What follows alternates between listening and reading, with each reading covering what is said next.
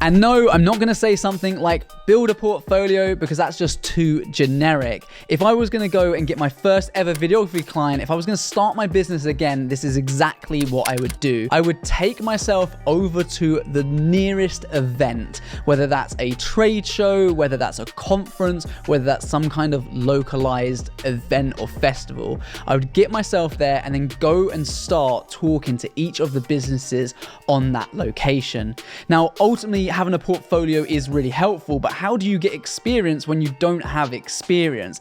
And following this strategy helps you massively. So when you're actually at one of these events or at a trade show, there's generally hundreds of businesses within a open room, and they're all marketing their services. And the reason that is great is because they all understand the importance of getting their name out there. They're all trying to market their businesses to drive sales. And what helps with that?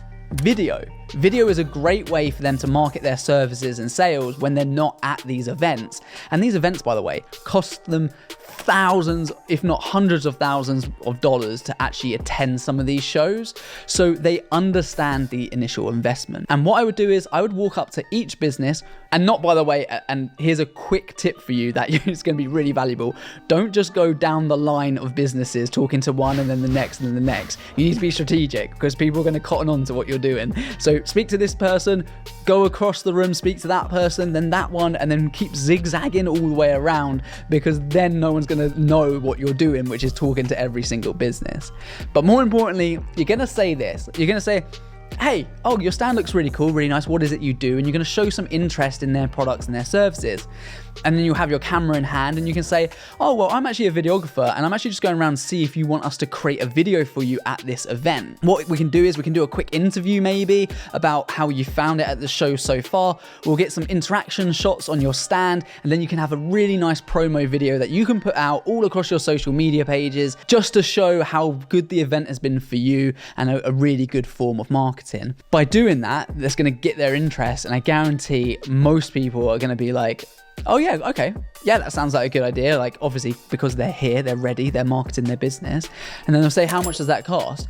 They won't even look at your portfolio because they don't need to look at your portfolio. Not that you have one at this point anyway, because they're at the event. You've got a camera in your hand, you're ready to go. And it's kind of like that, yeah, let's do it now. Let's make something happen. And when they ask for you for a price, if you've never done anything before, just say whatever you feel comfortable with. If that's $50 or $100, just put something out there. And I guarantee you're going to leave that event with hundreds of dollars in your pocket, because you'll be able to film quite a few of these. And at the same time, you're building out that portfolio that 10 minutes ago didn't exist. Now, let's say you're speaking to them and they say, they're not sure about spending that much money with you, even if it is $50, which is an absolute steal. They might seem a bit uncertain. You can say, well, look, tell you what, I'll do this for you. How about I'll film the video for you for free? And if you think it's worth $50 at the end, edit it later on, and then we'll send it back to you in an email. When we give you back that video, if you don't think it's worth the $50, you don't pay for it. Then you're taking all the risk, and they only get to use the video. By the way, they can't use the video if they haven't paid for you. They can't say they hate it and then post it. But it's perfect because it gives you conviction. And if you've ever been talking to a friend or something that, there are certain people like this that you would have met in life where they have so much conviction about them that they'll say something that is actually factually wrong, but it has everyone nodding their head and believing them because they think, well, he said it in such a powerful way that, yeah, it makes sense. That's exactly what we're going to be doing here. You're going to be saying, hey, look, if you're unsure, how about I film the video for you and you only pay for it if you actually like it? And I guarantee you'll do a good job because you're a creative person, even if you are just starting out on your journey. And look, guys, at the end of the day, if they say, no, they're not interested, that's fine. Just move over to the next table. Again, not directly next to them, but across the room. So try and pick the ones that you would firstly enjoy filming the most, the brands that you think are most aligned with what you want. So if you're going to a car show, pick the ones that you're like, yes, I would actually love to film for these outside of this event. Start with those and then just work your way down. At the end of the day, if a few of them are saying no and they're not needed, then that's fine. But there will definitely be people there that will do that. We sold about £1,000 worth, so about $1,500 or $1,300 worth early on when I started my videography business by doing this. I went to one show, one person person paid us $500, another person paid us £500, and then the others paid us multiples of, £100. And we were able to leave there with a lot of money, plus a new portfolio in that specific sector as well. So although we had an existing portfolio, we didn't need to bring it out once. And because we went to an event that was a new sector for us, we'd never worked in before, we left there then having promotional material to then actually move into that sector as well. So it was super, super helpful. So let's say you don't have any local events going on, or you just simply don't want to go to an event and use that strategy. Fine, then in which case I would jump straight into the next one, which is focusing on small local businesses. And let me dive into this a bit further.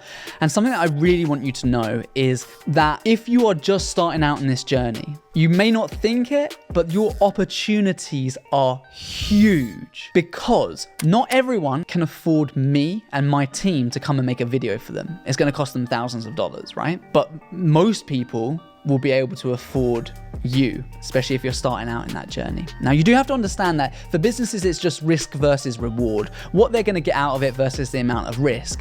If I didn't have a portfolio and they didn't know who I was, and I was charging them, 10 grand for a video, that's a lot of risk, so they try to mitigate that risk and try to work around that risk by looking at our track record and looking at all of those other things. But if you're charging a couple of $100s, the risk is really low. So even if it doesn't work out, for a big business making a lot of money, a couple $100 doesn't really matter that much. So don't let imposter syndrome creep in here. Really take control of it and just do what you love doing. Build up a good relationship with them, and I guarantee you'll be able to get the job done. But that's where money does come into it, because all they're doing is weighing up, those risk factors involved. So getting back into that kind of local business, I focus on local businesses because it builds up instant rapport.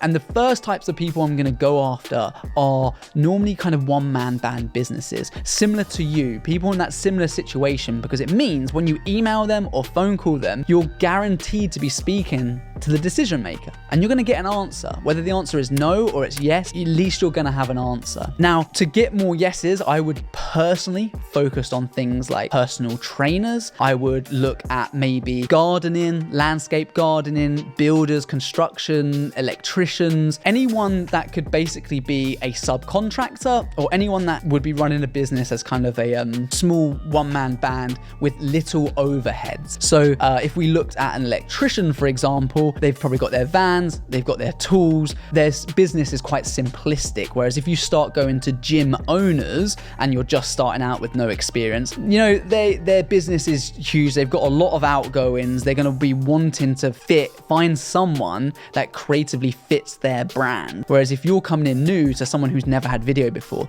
they're the best kind of clients, because those clients are really listening to you and much more willing to say yes. So I'd 100% do that strategy if you're not going to bother going to an event and trying that one. In order to be successful and start ranking up through those levels of videography businesses and getting through those stages, you really need to surround yourself with good people and collaborate. And that's the exact reason we started our Perspective Pro Group.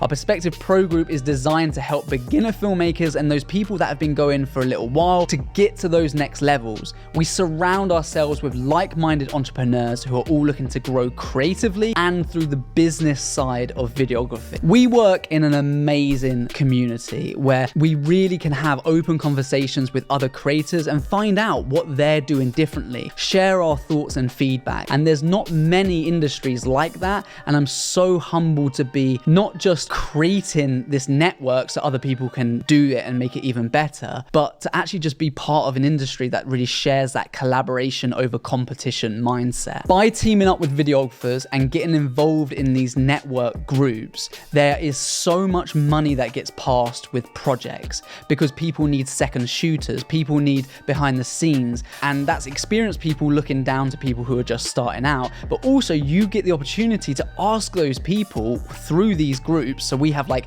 in our app, we basically have breakout groups where you can message people in your local area, just ask them directly and get that advice and feedback. Not only that, specifically with our app, we also run run monthly competitions where you can win like hundreds of dollars worth of brand new production gear, but it helps push you creatively, and we can provide feedback on those creative things. So for instance, you know, our recent competition is to use lighting creatively. So you could use that in a whole variety of ways, from cinematic lighting all the way through to light painting, and it really helps you push outside your comfort zone, because the better you get creatively will really help you to land more projects, and people in those groups will take notice of you and be able to pass work around. It's certainly something that undoubtedly, if I had had something like that when I started this journey, I would have excelled at a much quicker rate. I wouldn't have got it all right, but it would have really have helped me just to learn from people and ask them questions like, how much do you charge? Just to give me an idea.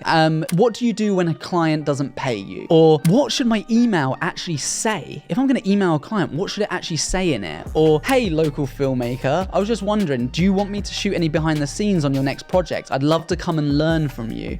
And it builds up just such a good environment. There's obviously a few different groups out there. We've just set up the Perspective Pro group. I'll link it in the description if you want to take a look. It's an amazing community. But please, whatever you do, just surround yourself with other filmmakers, whether that's just through a free Facebook group or through one of these paid communities. It's going to really help drive you to that next level. The only benefit from, I would say, any of the paid communities out there is that when people actually pay to be a part of a community, they are so much more active, they're so much more willing, and they have that mindset to give advice. Whereas the free groups, as you know, is, hey, take a look at my video, and hey, can someone do this? And it's not always the right environment for you to grow your business. I have no doubt in my mind that if I started everything again tomorrow with absolute nothing, no portfolio or anything, I would go to some events, and I would definitely leave with a handful of clients. I would speak to local businesses and be able to onboard a few of them, and I would surround myself with other people to find out what works for them